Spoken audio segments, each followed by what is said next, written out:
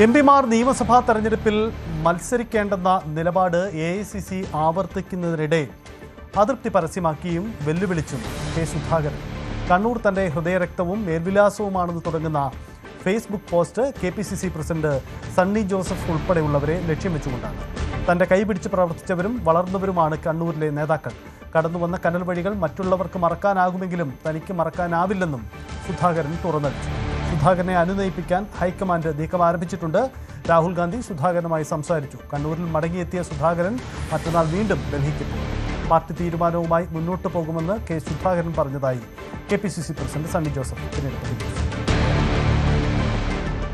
R Kiran Babu ചേരുന്നുണ്ട്. കിരൺ, എന്തായാലും സുധാകരനെ അനുനയിപ്പിച്ച് മുന്നോട്ട് പോകാൻ കഴിയൂ എന്നൊരു സാഹചര്യമുണ്ട്.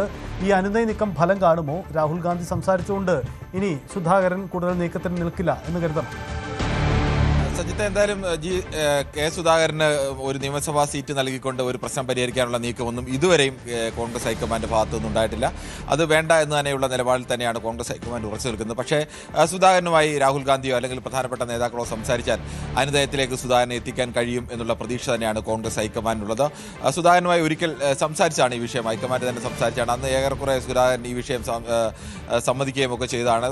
സീറ്റ് ഉണ്ടാവില്ല എന്നുള്ള സൂചനകളൊക്കെ അദ്ദേഹത്തിന് വളരെ നേരത്തെ തന്നെ നൽകിയിരുന്നു. പക്ഷേ അദ്ദേഹത്തിൻ്റെ അണികളിലും അതോടൊപ്പം തന്നെ അദ്ദേഹത്തിനൊപ്പം നിൽക്കുന്നവരുടെയൊക്കെ വലിയ സമ്മർദ്ദം കെ സുധാകരന് മേലുണ്ട്.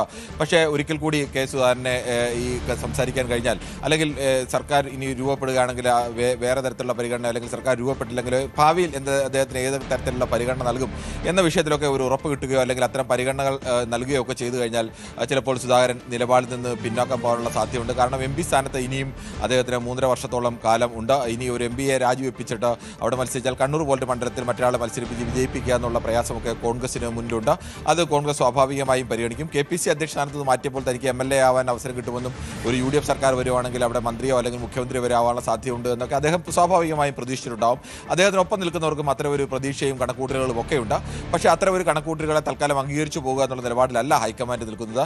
ഹൈക്കമാൻഡ് ഭാഗത്ത് നിന്ന് കെ സുധാകരൻ മത്സരിക്കേണ്ടതില്ല, MPയായി തന്നെ തുടരട്ടെ എന്നുള്ള നിലപാട് തന്നെയാണുള്ളത്.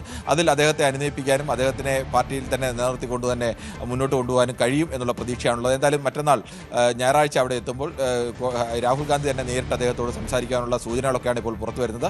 അതിന് മുന്നോടിയായി കേരളത്തിന് ചുമതലയുള്ള AICC ജനറൽ സെക്രട്ടറി അടക്കം അദ്ദേഹവുമായുള്ള ചർച്ചകൾ നടത്താനും ഒക്കെ സാധ്യതയുണ്ട്. എന്തായാലും അനുനയിപ്പിക്കാൻ കഴിയുമെന്ന് തന്നെയാണ് ഇപ്പോഴും വിശ്വാസം. അദ്ദേഹത്തിന് സീറ്റ് നൽകി പരിഹരിക്കുക എന്നൊരു ഏതെങ്കിലും തരത്തിലൊരു പരിഹരിക്കുക, അങ്ങനെ ഒരു നിർദ്ദേശം തൽക്കാലം കോൺഗ്രസ് ഹൈക്കമാൻഡ് മുന്നിലില്ല.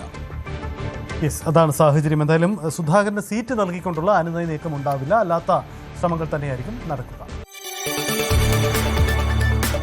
കൂടുതൽ വാർത്തകൾക്ക് News 18 Keralam YouTube channel subscribe ചെയ്യുക.